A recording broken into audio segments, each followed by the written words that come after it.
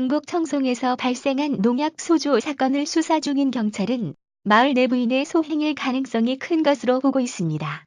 최병태 청송경찰서 수사과장은 14일 오전 수사브리핑에서 주민 대부분이 나이가 많고 사건 충격으로 진술을 꺼리고 있지만 다양한 정황을 종합할 때 내부인 소행일 가능성이 큰 것으로 보고 있다고 말했습니다.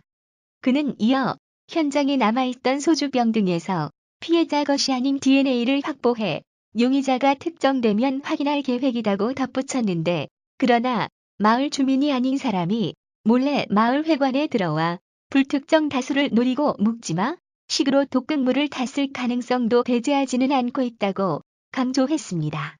경찰은 주민을 대상으로 1차 탐문 조사를 마쳤고 그 결과를 바탕으로 2차 탐문 조사에 들어갔습니다. 지금까지 파악한 4에서 5가지 갈등 요인을 바탕으로 사건과 관련이 있는지 집중 추적할 방침이며, 경찰 관계자는 갈등 요인을 구체적으로 언급할 단계가 아니다고 말했습니다.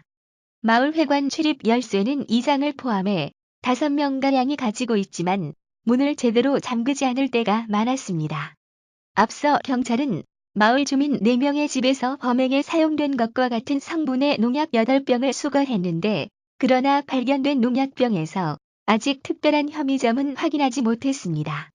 또 농약을 갖고 있던 주민 대부분이 고령이어서 자기 집에 보관하던 농약의 정확한 양을 기억하지 못하는 경우가 있고, 잠금 장치를 하지 않고 농약을 보관하는 농가 특성을 고려해 누군가 남의 집에 보관하는 농약을 훔쳐 범행에 사용했을 가능성에 대해서도 확인할 방침입니다.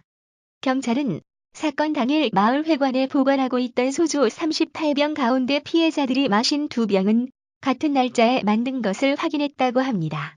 이 술은 이달 6일과 7일 사이에 주민 자녀가 들여놓은 것으로 나타났습니다.